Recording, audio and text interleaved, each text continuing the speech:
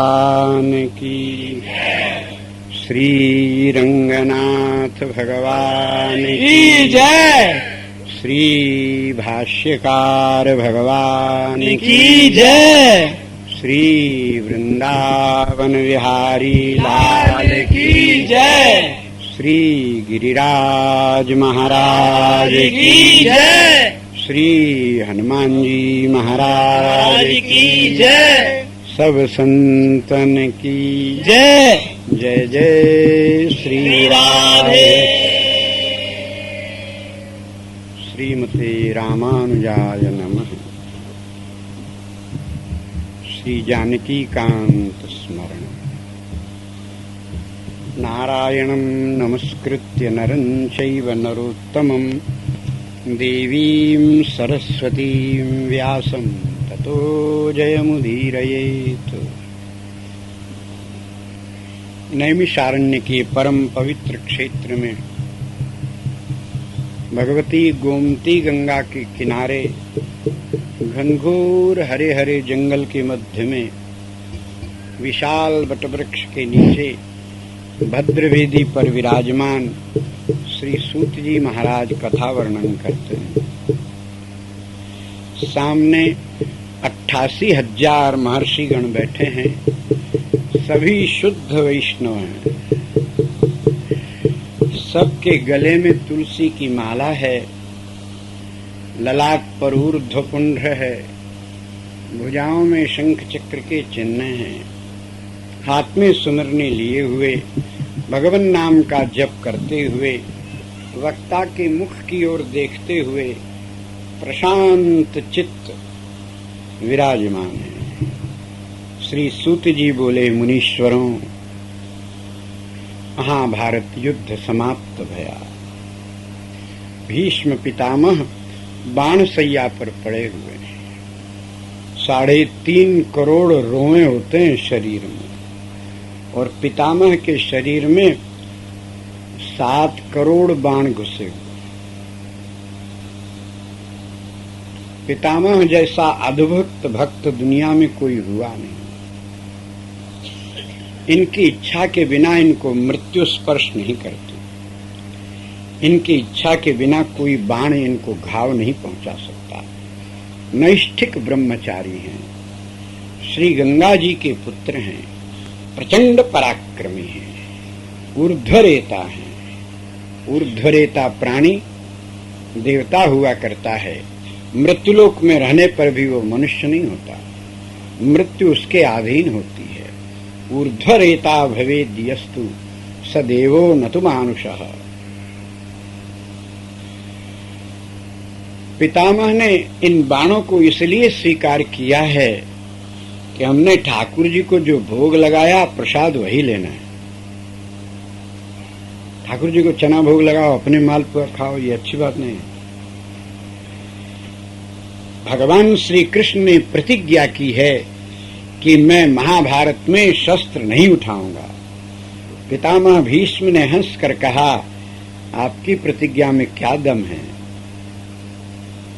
प्रतिज्ञा तो हम करते हैं कि आपको शस्त्र उठवा कर रहेंगे। भगवान ने कहा, किस बल पर? आपके चरणामृत के बल पर।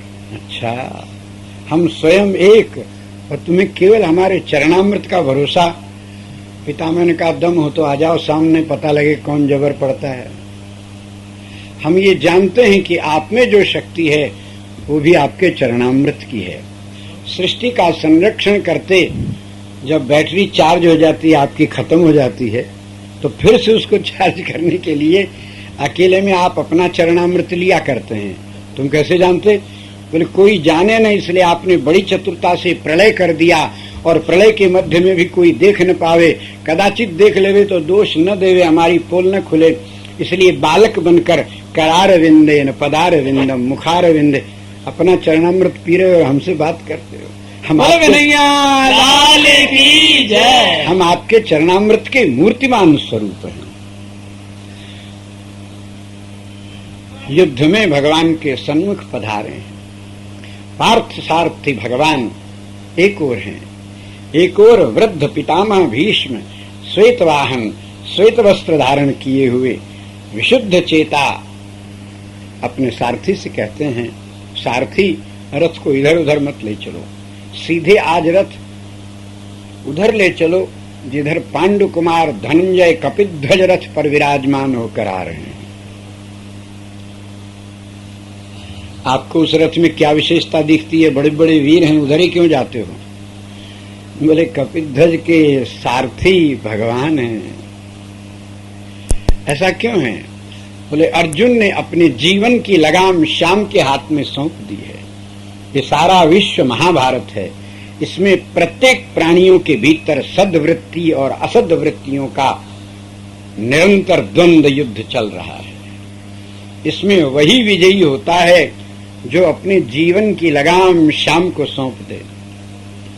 पर श्याम 51 थोड़ी है कि सबकी लगाम पकड़ लेगा। ये तो केवल पार्थ सारथी हैं। अर्जुन के रथ में क्या विशेषता है?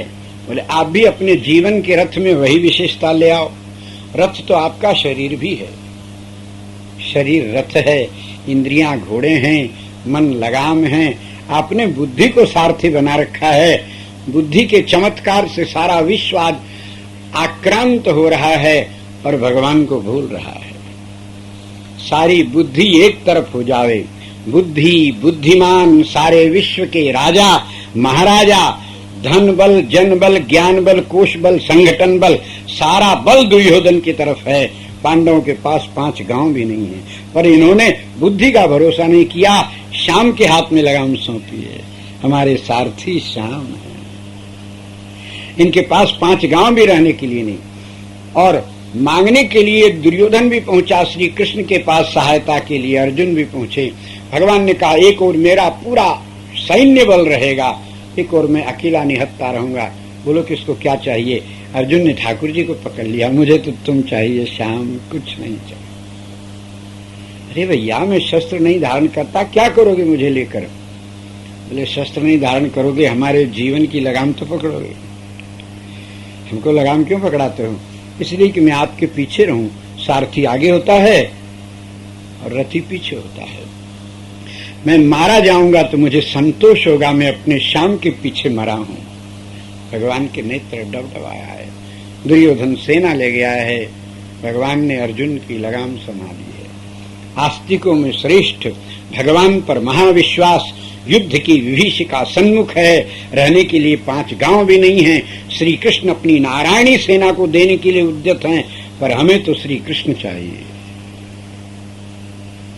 दुर्योधन ने अपनी सभा में जाकर पितामह के सामने कहा अर्जुन मूर्ख है, उसने निहत्ते कृष्ण को स्वीकार किया, मैं उनकी नारायणी सेना ले आया हूं। पितामह ने हंसकर विदुर की तरफ देखा, बोले इस बुद्धिमान से मिलो, नारायण को छोड़कर नारायणी सेना का क्या अर्थ होता है? इसको मरने की बात समझ में आवेगा, जीते जी समझ में नहीं आएगा। आश्रय तो नारायण का, विपद विस्मरणम विष्णो संपन्न नारायण स्मृति ही। भगवान को भूलना ही तो विपत्ति। अर्जुन की लगाम क्यों संभाले? बोले अर्जुन के रथ का नाम है नंदी घोष। जिसके शरीर रूपी रथ का उद्घोष, जिसके शरीर के प्रत्येक रोम रोम से यही स्वर प्रकट होता हो, सब सुखी रहें, सर्वे भवन्तु सुखिनः सर्वे सन्तु निरामया। तब उस रथ का नाम नंदी घोष है। जो अपना स्वार्थ चाहे, दूसरे की हानि चाहे, ऐसे कि जीवन के रथ को की लगाम ठाकुर नहीं लेते। आप किसी का भी अनिष्ट चाहोगे, भगवान सर्वात्मा है, इसलिए तब तुम्हारी बात सुनते ही नहीं। अर्जुन का रथ नंदी घोष है। दूसरा, अर्जुन के रथ के घोड़े सफेद हैं। आपके इंद्रियों का व्यवहार सफेद स्वच्छ होना चाहिए। लोगों के सामने कुछ और छिपाकर कुछ, ये तो धब्बेदार है। ठाकुर जी तो श्वेत वाहन है, ततः श्वेतैर्हयैर्युक्ते। तीसरी विशेषता ये है कि अर्जुन के रथ में 4 घोड़े जुते हैं। 4 और 4 दूनी 8 लगाम है। एक एक घोड़े के मुंह में इधर भी 2 8 हुआ। जिसका जीवन का रथ चारों वेदों के आधार पर, 4 वर्ण और 4 आश्रम की मर्यादा पर चलता हो, उसकी लगाम कन्हैया लेता है। मनमाना आचरण करने वाले अनाचारियों की लगाम नहीं पकड़ते ठाकुर।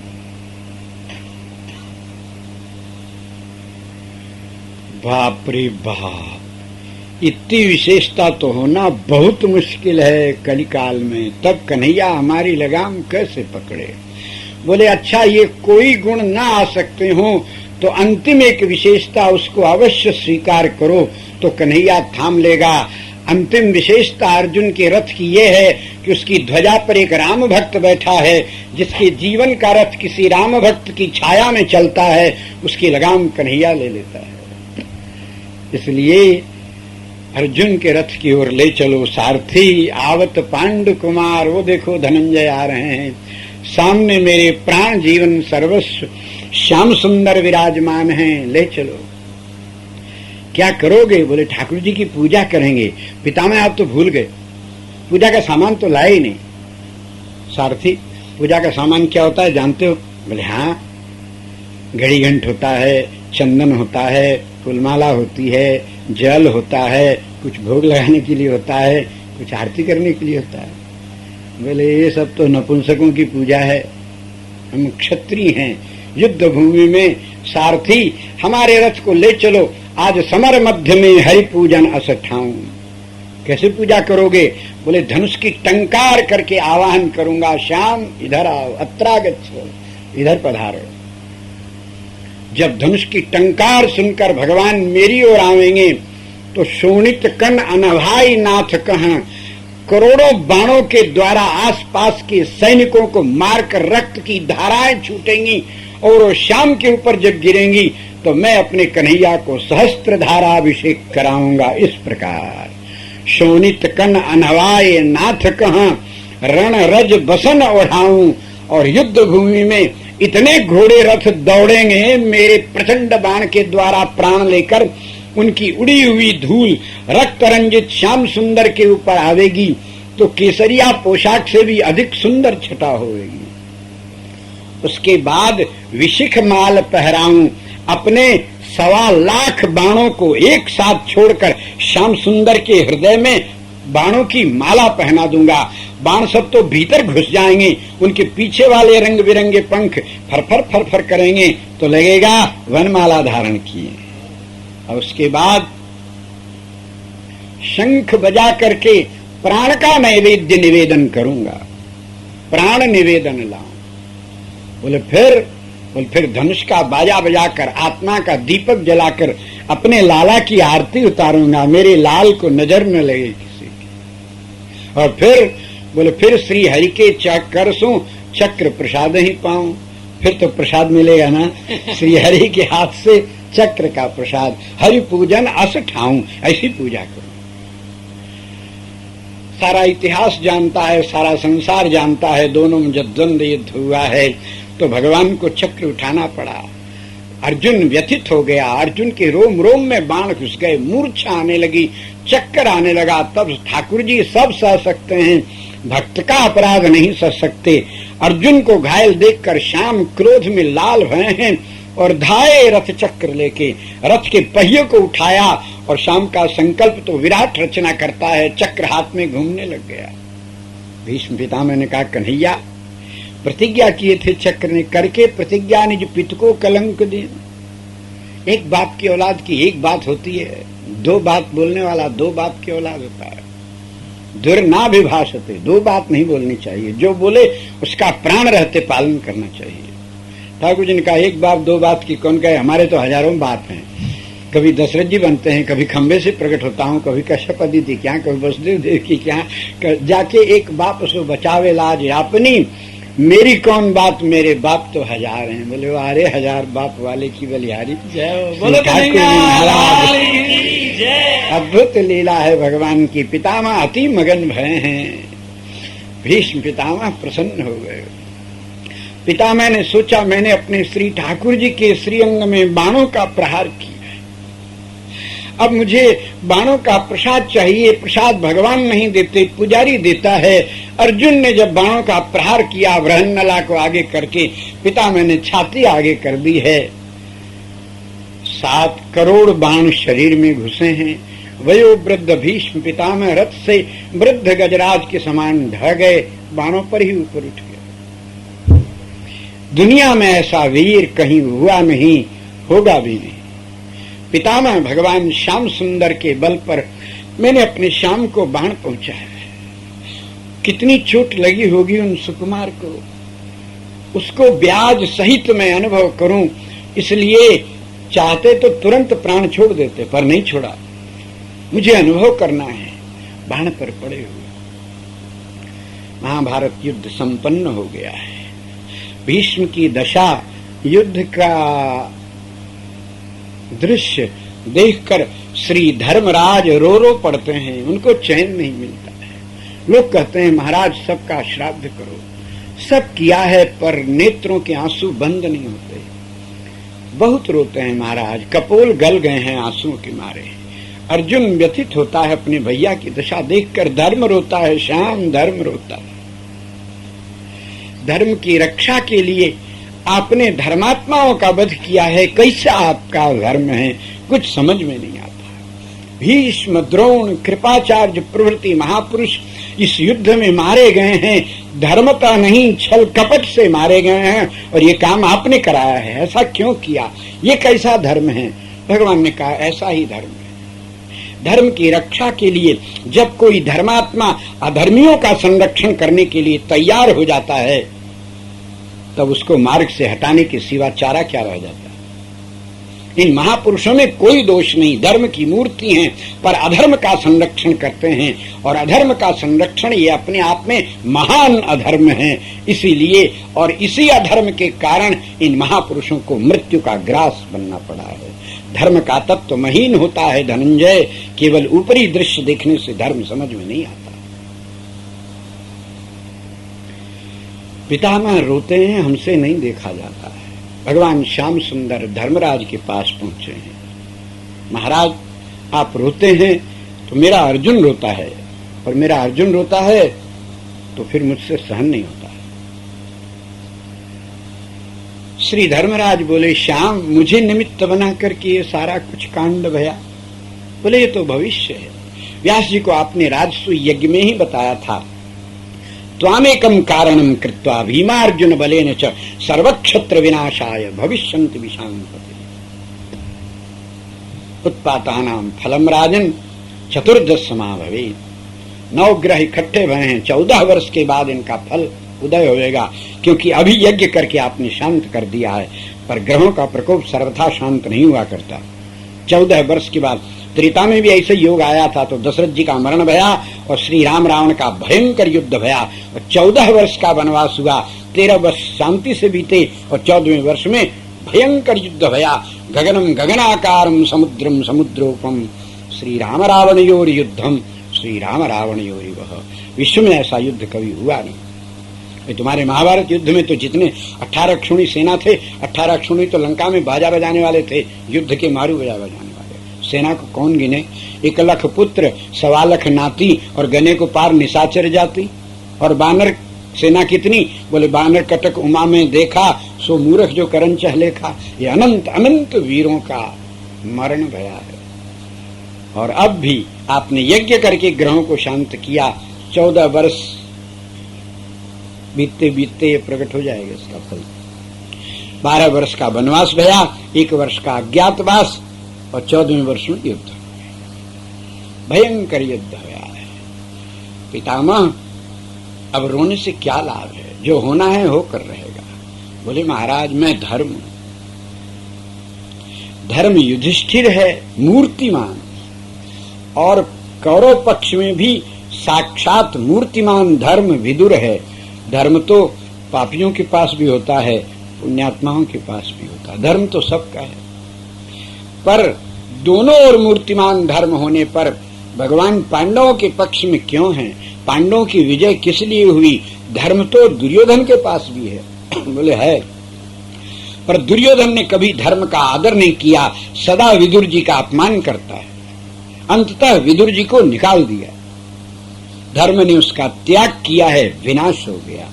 और पांडवों के पक्ष में युधिष्ठिर के कारण दुख भोगना पड़ता है इन भाइयों को, पत्नी का अपमान सहना पड़ता है, वन में वन भटकना पड़ता है, अज्ञातवास करके छिप करके दासों के समान सेवा करनी पड़ती है। इतना होने पर भी ये कभी धर्म का राज का अनादर नहीं करते, लाख दुख हुए धर्म का अपमान नहीं करते। इसलिए श्री कृष्ण इनका पक्ष लेते हैं। युधिष्ठिर से कहा है, चलो भीष्म पितामह से धर्म समझो, आप तो केवल भावुक हो गए। पांडवों के साथ भगवान श्री कृष्ण भीष्म पितामह के समीप पधारे। भगवान कृष्ण ने चरणों में प्रणाम किया है। भीम ने नेत्र खोलकर देखा है, शब्द सुना, ये वासुदेव कृष्ण आपके चरणों में प्रणाम करता है पितामह। आहा, सारी पीड़ा समाप्त हो गई स्वर सुनते ही।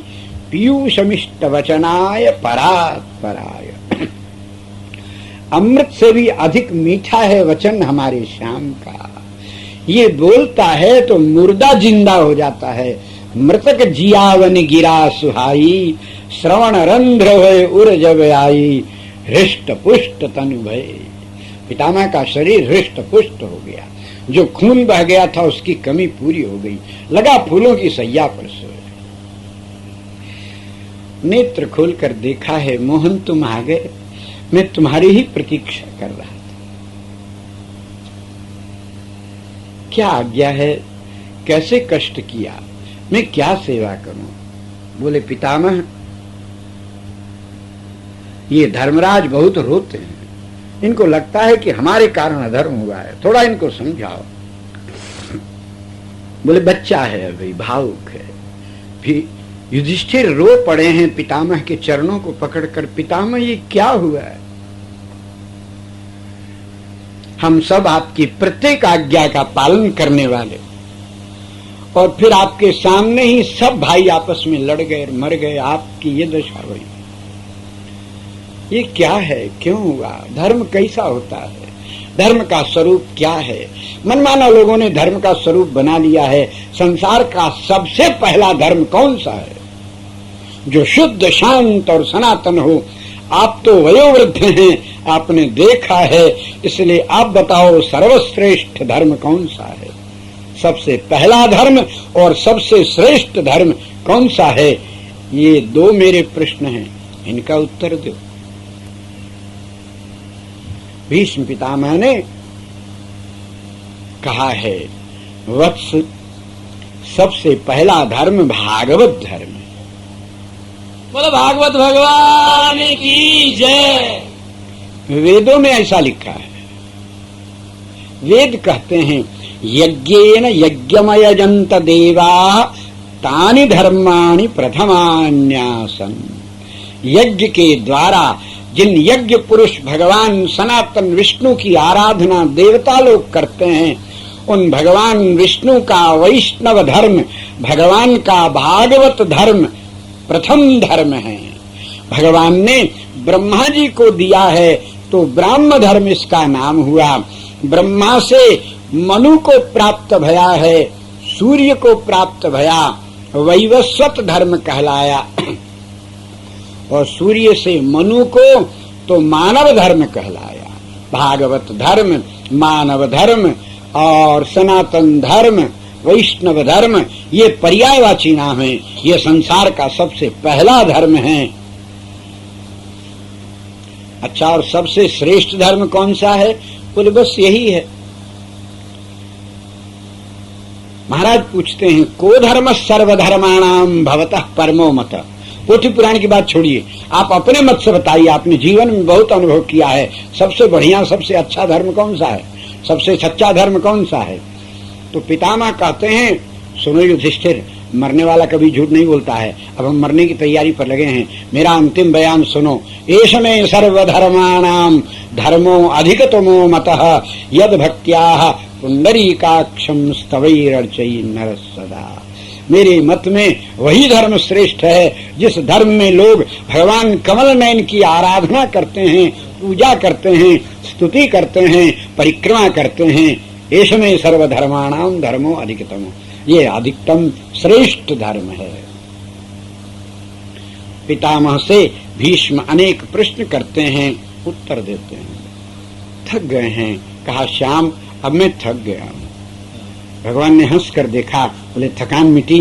बोले तुम हंस दिए तो मिट गई। बोले अब और कहो। ऐसे बार बार मुस्कुरा मुस्कुरा कर, कृपा दृष्टि से देख देख कर भीष्म के मुख से भगवान ने सनातन धर्म का उपदेश दिया है। महाभारत का शांति पर्व इसी से भरा पड़ा। जब युधिष्ठिर का शोक मोह दूर हो गया, तब भीष्म पितामह ने कहा, श्याम अब मेरी शंका का समाधान आप करो। भगवान ने कहा, पितामह आप तो धर्म के स्वरूप हैं, आपको कैसी शंका होगी, और मैं बच्चा हूँ, मैं आपका क्या समाधान करूंगा। बोले नाटक रहने दो, आप बच्चे हो कि सबके दादा हो, मैं पहचानता हूँ, इसलिए जो मैं पूछूं उसका उत्तर दो। अच्छा पूछो। बोले एक तो ये बताओ कि मैं नैष्ठिक ब्रह्मचारी ऊर्ध्वरेता, जीवन में मैंने कोई पाप किया नहीं, मन से भी, और बिना पाप के तो दुख होता नहीं। मेरे शरीर में इतने बाण घुसे हैं, ये किस पाप का परिणाम है? भगवान ने कहा, आपने पाप तो नहीं किया है, पर द्रौपदी का पराभव देखा है, उसी का परिणाम है। करता एक है और पाप 5 को लगता है। करने वाले को, कराने वाले को, देखने वाले को, अनुमोदन करने वाले को पंचैते पात की स्मृता। आपने द्रौपदी का अपमान देखा है, नारी का अनादर देखने का ये आपको नरक नहीं जाना है, मुक्ति पद प्राप्त करना है, तो ये किए हुए पाप का, देखे हुए पाप का परिणाम अगले जन्म में तो होना नहीं। इसलिए इसी जीवन में आपके शरीर में इतने बाण घुसे हैं जितनी द्रौपदी के आंसुओं का ब्याज सहित चुकाया जा सके। पितामह संतुष्ट है। बोले बस कन्हैया एक शंका और। बोले हाँ बताओ। बोले मेरी इच्छा मृत्यु है, मैं मरना न चाहूं तो नहीं मर सकता प्रलय पर्यंत, और चाह करके मरे तो आत्महत्या लगती है। अब मैं क्या करूं? मरने की इच्छा करूं तो आत्महत्या का पाप लगेगा, और न मरूं तुम कहो तो ऐसे ही बाणों पर सदा लेटा रहूं, प्रलय तक लोग दर्शन करते रहे। भगवान ने कहा आप मरो, मेरे कहने से मरो, अपनी इच्छा से नहीं, तो आपको पाप नहीं लगेगा। आपके कहने से क्यों मरूं, क्या फायदा? बोले जो चाहोगे सोई फायदा। बोले मैं चाहता हूं कि मैं आपके कहने से मरने का संकल्प करूंगा, पर आप मेरे पांव के पास आकर खड़े हो जाओ। भगवान पितामह के चरणों के पास आकर खड़े हो गए, हाथ जोड़कर। बोले ना ना ना, हाथ जोड़ना नहीं, मंद मुस्कुराते रहो और चतुर्भुज हो जाओ, ताकि आप इतने प्यारे लगते हो कि मुझे भगवान तो कम लगते और अपने पौत्र अधिक लगते हो। गोद में लेकर दुलार करने का मन करता है, और ऐसे में मरूंगा तो न तो ब्रह्मतया मने, ब्रह्म बुद्धि नहीं रहेगी तो अटकूंगा मोहन। इसलिए थोड़ा चतुर्भुज हो जाओ तो ये पता लगे कि मेरे सामने मेरे भगवान खड़े। भगवान ने मुस्कुराया है, चतुर्भुज हुए हैं। देखा अपने भक्ति का प्रभाव, चरणामृत का प्रभाव। भगवान चरणों के पास में खड़े हैं और पिता में जो कहते हैं सोई करते हैं। भगवान ने चतुर्भुज रूप धारण किया है। गगन में संपूर्ण देवता, ऋषिन्द्र, मुनीन्द्र, अमलात्मा बद्रिकाश्रम से 3.5 करोड़ सिद्ध इंद्र मुनीन्द्र पहुंचे भीष्म का महाप्रयाण देखने के लिए। ये कैसे शरीर छोड़ेंगे, देखना है, इनका महाप्रयाण देखना है। देवता लोग खड़े हैं, ब्रह्मादि सब खड़े हैं, गगन से ब्रह्मा जी और शंकर जी भी देख रहे हैं, देवेंद्र दर्शन कर रहे हैं। उस समय जितने मनुष्य वहां पर उपस्थित थे सब आ गए हैं। पांडव घेरे खड़े हैं, पितामह के बाईं ओर अर्जुन है, नकुल सहदेव है, दाहिनी ओर भीम है, युधिष्ठिर है। भगवान श्री कृष्ण चरणों के पास खड़े। सबको पितामह ने एक बार स्नेह की दृष्टि से देखा है, आशीर्वाद दिया, फिर अपने श्याम की तरफ देखा है। नेत्र भरकर जिन भगवान की सुंदरता को आज तक पेट भर के भगवान शंकर ने हृदय के नेत्रों से भी देखने का सौभाग्य नहीं प्राप्त किया, पितामह पेट भर देखते हैं। जे हर ही नयनन कबहू निरखे नहीं आघाय। वो श्याम सुंदर सामने खड़े हैं और बहुत देर तक पितामह ने नख से सिख पर्यंत भगवान को देखा है। भगवान मंद मंद मुस्कुराते हुए अत्यंत स्नेह और करुणा की दृष्टि से पितामह को देख रहे हैं। देवता ब्रह्मा जी भाग्य सरा रहे, कैसा महाभाग्य है। अंतिम समय में भगवान जिसके चरणों में उपस्थित हैं और उसकी प्रत्येक आज्ञा का पालन करते हैं। ये क्या है भीष्म में विशेषता? बोले जीवन भर ये चरणामृत से ही जिए हैं, चरणामृत से प्रकट हुए हैं, इसलिए वैष्णवों को नित्य भगवान का चरणामृत लेना ही चाहिए। जो सदा चरणामृत लेकर के ही भोजन करता है, ऐसे प्राणी का जीवन चरणामृत के आधार पर है। और जो चरणामृत के आधार पर रहता है, उसके लिए भगवान अपनी ये प्रतिज्ञा कि जैसा करोगे वैसा भोगना पड़ेगा, अवश्यमेव भोक्तव्यम कृतम कर्म शुभाशुभम, इस प्रतिज्ञा को छोड़ देते हैं, उसका जन्म अंतिम होता है।